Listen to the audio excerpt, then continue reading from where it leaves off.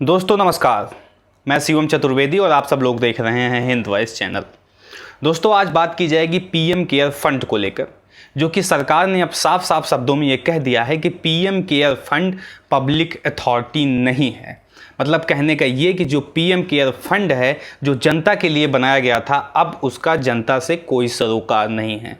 लोगों ने एक एक रुपये, दो दो रुपये, 10-10 रुपये, 100-100 रुपये उसमें पीएम केयर फंड में जमा करके पीएम केयर फंड को बढ़ाया इतना, और अब उसी पीएम केयर फंड से जनता का कोई सरोकार नहीं है। ये सरकार ने साफ साफ शब्दों में कह दिया है। दरअसल दोस्तों ये बात निकल के सामने आई आरटीआई के हवाले से। एक स्टूडेंट हैं जिनका नाम है हर्षा कंदकुरी। उन्होंने एक आरटीआई डाला था, जो कि वो स्टूडेंट हैं आजिम प्रेमजी यूनिवर्सिटी की, वो स्टूडेंट भी हैं। उन्होंने एक आरटीआई डाला था कि जो पीएम केयर फंड है इसकी जो पूरी इंफॉर्मेशन है वो कहाँ जाएंगी।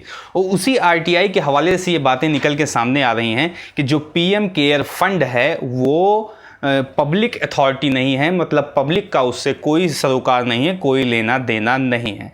जिसके एक्स चेयरमैन ऑफिसर जो हैं, एक्स ऑफिसर चेयरमैन जो हैं खुद पीएम मोदी हैं। मतलब वो देश के प्रधानमंत्री हैं, खुद उसी के चेयरमैन हैं। और उसका अब आप समझिए बात को कि उसका उस पीएम केयर फंड का जनता से कोई लेना देना नहीं है। कितनी बड़ी बात है और कितनी ऐसी दुखद बात है कि जनता का पैसा और जनता को ही उस चीज़ से लेना देना नहीं है। अब आप समझिए कि जो उसके पीछे हवाला दिया गया है कि किस वजह से इसे को पीएम पब्लिक अथॉरिटी नहीं रखा जा रहा है, उसमें ये चीज़ बताई जा रही है कि आरटीआई का एक्ट जो है, RTI right to information act 2H जो कि 2005 में बनाया गया था, उसका हवाला दिया जा रहा है, जिसके ज़रिए से ये कहा जा रहा है कि ये पब्लिक अथॉरिटी नहीं है। अब दोस्तों इसके आगे थोड़ा सा बढ़ते हैं कि पीएम केयर फंड जो है ये क्या चीज़ है। पीएम केयर फंड है कि जनता केयर फंड है। ये प्राइम मिनिस्टर के लिए बनाया गया था, उनकी सुरक्षा के लिए बनाया था, उनके पार्टी की सुरक्षा के लिए बनाया गया था कि जनता के लिए बनाया था, जनता के लोगों के लिए बनाया था, जनता के हित के लिए बनाया गया था, जो गरीब मजदूर हैं उनके लिए बनाया गया था। दोस्तों इसके पहले भी मैंने एक वीडियो बनाया था जिसमें पीएम केयर फंड के सारी चीज़ें आपको डिटेल में समझाई थी कि किस तरह से पीएम केयर फंड का यूज़ केवल मेडिकल एसेसरीज़ और मेडिकल सेक्टर को बढ़ावा देने में केवल यूज़ किया जा रहा है। मजदूरों के ऊपर केवल नाम मात्र और दिखावा मात्र के लिए ही यूज़ किया जाएगा। अब बातें कुछ और भी निकल के सामने आ रही हैं कि पीएम केयर फंड अगर पारदर्शी नहीं है, अगर लोगों के पास उसकी जानकारी नहीं पहुंच रही है, तो ऐसा क्यों किया जा रहा है, इसके पीछे की मंशा और साजिश क्या है। तो दोस्तों मैं आपको कुछ बातें बता देता हूं कि जो बड़े बड़े उद्योगपति लोग थे उन्होंने पीएम केयर फंड में पैसे क्यों डाले। लाखों रुपए, करोड़ रुपए, 1500 करोड़ कोई डाल रहा है, कोई 1000 करोड़ डाल रहा है, 500 करोड़ रुपए डाल रहा है। ये सब लोग पीएम केयर फंड में पैसे क्यों डाले, बजाय इसके कि ये लोग जनता की मदद कर सकते थे, लोगों की हेल्प कर सकते थे, मजदूरों की मदद कर सकते थे। जैसा कि अभी आप लोग देख रहे होंगे कि सोनू सूद का नाम इस मामले में काफ़ी निखर के सामने आ रहा है कि उनने किस तरह से प्रवासी मजदूरों की बहुत ही आक्रामकता के साथ मदद की है। तो लोग ऐसा कर सकते थे, इसके बजाय उन्होंने पीएम केयर फंड में पैसा डालना मुनासिब समझा। तो ऐसा क्यों, इसके पीछे की राजनीति, इसके पीछे की कूटनीति क्या है, इसको आप थोड़ा सा समझिए। दरअसल आप लोग इस बात से बिल्कुल वाकिफ़ होंगे कि जो बड़े बड़े उद्योगपतियां हैं उनके बहुत सारे लिंक पॉलिटिकल पार्टी से होते हैं, और उस पार्टी से होते हैं जो उस समय सत्ता में होती है।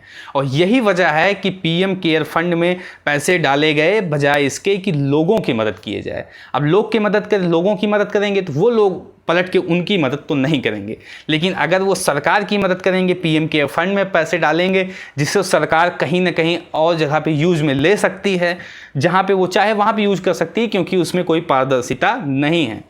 तो वहाँ पे पैसे डालेंगे तो सरकार आगे चल के उनको बेनिफिट देगी, आगे चल के उनको फ़ायदा देगी। और ऐसा फ़ायदा आप लोग देख भी रहे होंगे, लगातार देख रहे होंगे। भी कुछ दिन पहले ही खबर आई थी, मैंने एक वीडियो बनाया था कि 50 उद्योगपतियों के किस तरह से 65,000 करोड़ रुपए के आसपास माफ़ कर दिए गए थे। तो ये सारी चीज़ें जो हैं कहीं ना कहीं चीज़ें दिखा रही हैं कि जो लोग मज़दूरों की असल में मदद कर सकते थे, वो लोग मज़दूरों की मदद ना करते हुए पीएम केयर फंड्स में पैसे क्यों डाले। इसका केवल और केवल एक मात्र मोटिव था कि कहीं ना कहीं सरकार खुद चाहती थी कि ऐसा हो और उस पैसे का कहीं ना कहीं वो अन्य जगहों पे उसका दुरुपयोग कर सकें। और पीएम केयर फंड जो बनाया गया इसका मकसद क्या था, इसकी ज़रूरत क्या थी? मुझे तो नहीं लगती कि इसकी कोई नैतिक ज़रूरत थी, क्योंकि इसके पहले भी एक प्रधानमंत्री का कोष बना हुआ है जिसमें लोग डोनेट करते थे, पहले भी लगातार होता था ऐसी विपदाओं में।